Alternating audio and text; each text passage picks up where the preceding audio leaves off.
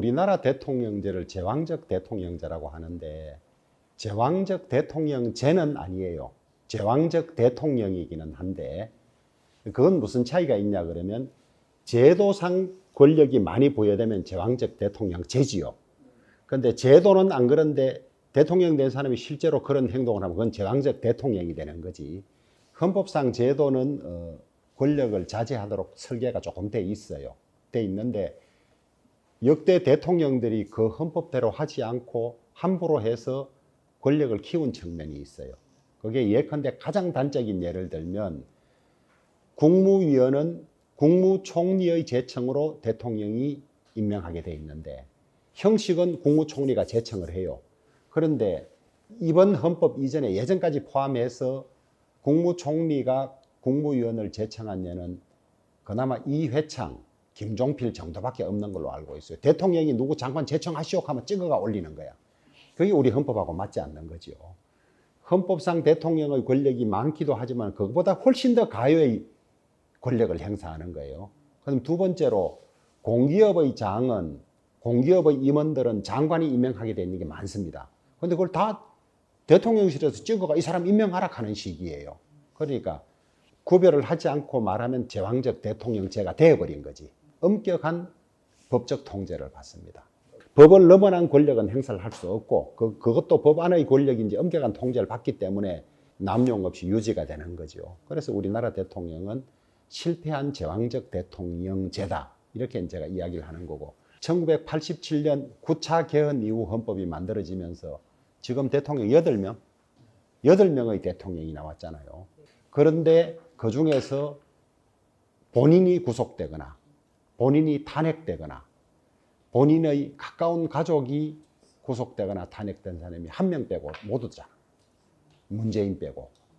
그런데 문재인 대통령조차도 사실은 사법 절차가 안 밟아져서 그렇지 울산시장 선거 개입 사건이나 그다음에 탈원전 강요한 사건이나 그다음에 북한 주민 바로 돌려보낸 사건이나 해수부 공무원 사건이나 이런 데서 사법 처리 받을 일이 한두 가지가 아니에요. 그래서 대통령의 권력이 전혀 견제받지 않아서 문제를 일으키고 그러고 정권이 바뀌면 그걸 사법적으로 처리하는 과정에서 정치 보복이네 아니네 하면서 국력 낭비가 엄청난 거죠. 그러니까 실패한 유통기간이 끝났다. 실패한 제도라고 보는 거예요. 법대로 못한다는 것을 지금까지 다 확인해 왔거든. 국무총리에게 헌법상 그런 권한이 주어졌음에도 불구하고 그게 안 되는 이유는 대통령이 국무총리 해임권을 지명도 하고 해임도 할 수 있기 때문에 이 헌법에는 이래 되는데 내가 하랍니다 하면 대통령이 마음에 안 들면 바로 해임해 버릴 수 있기 때문에 작동하지 않는 장치를 만들어 놓은 거예요. 작동하지 않는 장치를. 그걸 고치자는 거지 이제는. 직업 공무원제가 확립되어 있어서 법 이외의 권한을 행사할 수가 없고 그다음에 두 번째로 언론의 감시가 철저하고 예컨대 일본 같은 경우는 총리의 일정이 분 단위로 나옵니다. 누구를 만나는지부터.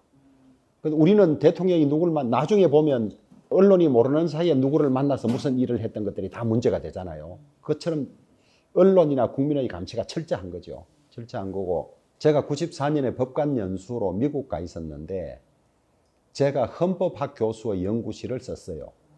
헌법 교수 연구실이 왜 비어있냐. 그 사람이 법무부 부차관이 돼 있으면서 법무처는 백악관에서 백악관 공무원들의 언행이 미국 헌법에 맞는지 안 맞는지만 보는 직책을 가지고 있었어요. 그런 자리들이 제대로 작동하는 거죠. 작동하고 또 한 예를 들면 현직 대통령에 대해서 법무부 장관이 특별검사를 지명해가 수사를 하잖아요. 우리나라 그게 가능합니까? 그런 것들이 작동되기 때문에 대통령 권한 일탈이나 남용이 없는 거죠. 제도적으로 들여다볼 수 있게 만들어 놓은 거지. 언론이 노력을 막 해야 알 수, 우리는 그렇잖아요. 그런데 아무리 노력하더라도 비하인드에서 막 뒤에서 무슨 일이 있는지 모르잖아요. 외국은 그런 장치를 많이 없앤 거지. 관리화되어 있으니까 누구를 만나고 무슨 짓을 다 알게 되는 거죠. 알게 되는 거고. 다시 한번 보십시오. 그런 점은 왕조 시대보다 퇴보했어요. 우리 이조 시대, 왕정 시대 아닙니까? 그렇지만은 사관들이 왕의 모든 행위에 배석을 했어요. 그래서 다 사초에 기록을 했잖아요. 지금도 대통령 기록물에 관한 법이 있어서 하게 돼 있습니다만은 실질적으로 거의 안 해요. 대통령이 누구 이 공개돼서는 안 될 사람을 만날 때는 빼고 하고 이랬습니다. 그것들이 주로 나중에 말썽을 일으키고 다 문제가 되는 거지. 스스로 생각하기에도 찝찝하니까 안 배석시키는 거지. 그런 것들이 철저하게 되는 나라인 거예요. 그 장치들이 직업 공무원제나 이런 걸 통해서 이건 내 권한이기 때문에 안 됩니다 할 수 있는 풍토도 돼야 되고, 그 다음에 언론도 들여다보고 대통령의 행위가 헌법이나 법에 안 맞거나 있는 데는 가혹하게 비판해야 되는 그런 풍토 자체가 안 돼 있는 거지. 그러면 그런 풍토를 만들어 가야 되느냐? 물론 만들어 가면 좋지만 쉽지는 않으니까 딴 제도로라도 못하도록 좀 만들자, 권한을 완전하게 떼어주자, 이런 거죠. 1987년 개헌 이후에 지금 38년째 됐잖아요. 여러 번 개헌해야 된다는 이야기가 나왔습니다. 원래 반드시 개헌해야 된다고 하는 것은 지금 여야 정치권, 심지어 헌정회, 그 다음에 민주당 출신의 전직 국무총리와 국회의장들도 모두 개헌해야 된다고 하고 있어요. 개헌은 해야 되는데 시기가 지금 아니라는 사람 딱 한 사람 있어. 이재명 있고, 지금까지 그러면 개헌은 이 제도가 대통령제가 유통기간이 끝나고 실패했다는 말은 지금 한 20년 전부터 나왔는데 왜 개헌이 안 됐느냐? 정권 초기에는 대통령이 개헌을 싫어해. 왜냐하면 정권 초기에 취임해서 대통령의 권한이 레임덕 없이 한참 막강할 때 개헌하자 하면 권력 누수가 생긴다. 이것 때문에 반대를 하고, 그 다음에 해보면 안 되거든, 이 헌법 가지고. 그러면 임기 말에는 대통령이 개헌하자고 합니다. 노무현이 그랬죠. 문재인이 그랬죠. 그런데 그때는 또 다음 대선에서 대통령이 될 가능성이 높은 사람이 반대해. 개헌을 하면 이 정치 상황이 어떻게 바뀔지 모르니까. 그래서 한두 사람의 정치적 욕심 때문에 5,200만이 고생을 하는 개헌 안 되는 상황이 계속되어 온 겁니다. 한국 정치의 실패 원인과 개헌이 안 되는 원인이 똑같은 겁니다. 한두 사람의 과욕, 욕심. 이제 와서 이제 이재명은 개헌하지 말자는 이유가 두 가지로 봅니다. 하나는 지금 이대로 빨리 대선을 치르면 자기가 여론조사에서 앞서가니까 될 것 같은데 무슨 상황 변화를 만들기 싫은 거 하나. 그 다음에 두 번째는 개헌을 하면 정치 일정이 조금 늦어질 수 있어요. 늦어지면 재판받는 결과가 빨리 유죄로 나오면 불리해지니까. 그래서 개헌 안 하자는 거죠. 권력 구조에 관해서 위원 전원이 자기의 이야기를 했지, 각자. 개헌에 관해서 말하는 사람들이 권력 구조를 어떻게 해놨는지 보면 압도적 다수야. 약간의 차이는 있지만은 4년 중임제, 그 다음에 책임 총리제, 그 다음에 국회의 권한이 세워지면 지금처럼 탄핵 남발하는 것을 막기 위해서 지금은 국무위원 해임권이 있잖아요. 국회 탄핵권도 있잖아요. 그럼 국회가 오버할 때는 어떻게 해야 되느냐? 국회 해산권. 그 다음에 대통령의 권한을 지방으로 나누어주는 지방분권. 그 다음에 국회의 권한을 나누는 양원제. 뭐 이런 것들이 논의의 대상이에요. 그렇지는 않습니다.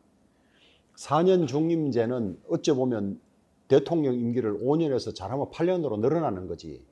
그런데 대통령이 제왕적이라 해놓고 왜 더 오래 하게 하려고 하느냐, 이런 의문이 제기될 수 있는데, 미국의 4년 중임제의 이론적 근거는 인간은 이기적이기 때문에 한 번 하고 그만두라 하는 것보다 잘하면 한 번 더 할 기회를 준다고 할 때 열심히 할 거라는 전제가 깔려 있어요. 그러니까 5년 다니면 난 이거 하고 끝이다 이러면 국민 여론과 관계없이 자기 고집대로 할 수가 있거든요. 그런데 한 번 더 선거가 있으면 내가 국민 뜻을, 민의를 잘 수렴하지 못하면 나는 임기가 4년에 끝난다. 수렴을 잘해서 한 번 더 해야지 하는 것 때문에 전반기에 잘할 거라는 전제가 깔려 있는 거예요. 그러나 그럼에도 불구하고 그러면 한 번 뽑히고 나면 뒤에 후반기 4년은 그러면 또 담보가 없지 않느냐, 이런 문제는 여전히 남습니다. 아까 미국처럼 직업 공무원제가 확립되어 있고 이런 나라는 괜찮은데, 우리처럼 대통령이 행정부의 인사권이 강한 상태에서는 자칫 잘못하면 재선을 위해 가지고 공무원 조직 전체를 선거에 이용할 수 있는 위험이 있는 거예요. 더 나쁜 제도로 될 가능성도 있고, 그 다음에 4년 중임제의 성공 조건은 재선율이 7, 80%는 돼야 돼요. 그런데 제도는 4년 중임으로 해놓았는데 4년 하고 선거에 떨어졌다. 그럼 이게 3년짜리 대통령이야. 왜냐하면 마지막 1년은 선거 기간이 있기 때문에. 그러면 헌법상은 4년 중임제인데 대통령은 3년짜리 대통령이 계속 나오는 5년 단임제보다 더 못한 제도가 될 수가 있지요. 그래서 제도의 장단점이 있기는 하지만은 그것은 정상적으로 작동됐을 때 장단점이 있는 것이지 전제 조건이 바뀐다든지 그것을 악용하면 훨씬 나쁜 제도가 될 수도 있어요. 그리고 책임 총리제는 대통령 권한을 행정부 안에서 좀 가르자는 거죠. 너무 많이. 그리고 이 남북이 분단되어 있는 우리 같은 나라에서 대통령에게 권한이 너무 많아서 사실 국정을 제대로 구석구석 살피지도 못한 측면이 있어요. 사실 갈라서 해야 돼. 이 외국도 분권한 나라들이 있습니다만은 이제 분권 제도의 제일 문제점은 어떻게 분권을 할 것이냐의 문제가 있어요. 예를 들면 요즘은 경제가 안보와 연결되는 게 많으니까 대통령은 외교 안보 하락하지만 그게 경제와 연결되는 누구냐 이런 문제는 있기는 한데 그것은 이제 외국의 한 나라들 따라서 완벽한 제도는 없으니까 하면서 권한을 떼주는 거죠. 총리는 내정에 집중해라. 대통령은 외교 안보 국방에 집중해라. 그런 식으로 이 큰 나라를 혼자에게 맡기는 것도 지금은 안 맞아요. 원칙적으로 의회는 양원제가 대부분입니다. 대부분이고 우리나라도 양원제를 전제로 했어요. 다만 예전에는 통일될 때까지 양원제를 안 한다는 규정도 있었어요. 있었는데 우리 예결위 회의장이 상원회의장으로 설계돼서 만들어진 겁니다. 그런데 입법이란 것은 대단히 중요하고 신중해야 하기 때문에 양원을 갈라서 두 번 다 보라는 게 하나 있고 우리 지금 단원제 문제가 드러나 있지만은 단원제는 하원은 인구 비례로 뽑을 수밖에 없거든요. 헌법상 투표 가치 때문에. 그런데 수도권이 우리가 254석 중에 122석이 수도권이에요. 지방의 대표성이 현저히 떨어지는 거야. 그런데 미국도 상원은 주마다 2명씩이잖아요. 그래서 인구와 관계없이 지역을 대변하는 거예요. 그러니까 균형이 맞아지는 겁니다. 지금 우리나라 이 국회를 이대로 단원제로 두면 수도권 정책밖에 못 나오는 거야. 머리 숫자대로. 그런데 상원을 두고 이 지역마다 두 분씩 있으면 그 지역의 이익도 인구가 적은 지역의 이익도 대변할 수 있기 때문에 그런 장점이 있는 거죠. 그 다음에 국회가 상하 양원이 이 다수당이 달라질 수가 있어요. 그래서 어느 당이 일방적으로 독주하거나 이 우리 지금 탄핵을 남발해서 이렇게 못하는 거죠. 국회 권력도 갈라놓고 대통령 권력도 갈라놓고 그 다음에 국회와 대통령 사이에도 견제와 균형이 작동되도록 하는 거죠. 상하 양원이 있으면 의사결정이 많이 늦어질 수 있다. 신중한 대신에 두 번을 다 거쳐야 되니까 그런 문제가 있죠. 그리고 상원 하원이 의견 대립으로 안 될 수도 있고 모든 제도는 장단점이 다 있는 거예요. 그런데 제가 지금까지 우리나라 정치권을 관찰하면서 느꼈던 것은 당장 있는 제도의 부작용에만 자꾸 관심을 가지고 이 부작용이 있으니까 고치자 이러면서 새 제도가 갖는 부작용은 외면하는 수가 많아요. 그래서 고쳐놓고 실패한 제도도 많아. 그러니까 사람은 예상 가능한 부작용보다는 당장 있는 부작용이 더 크게 느껴지잖아요. 지금 이 상황은 이런 걸로 문제다 하지만 바꾸는 데 있어서 장점만 보지 단점도 있기는 있어요.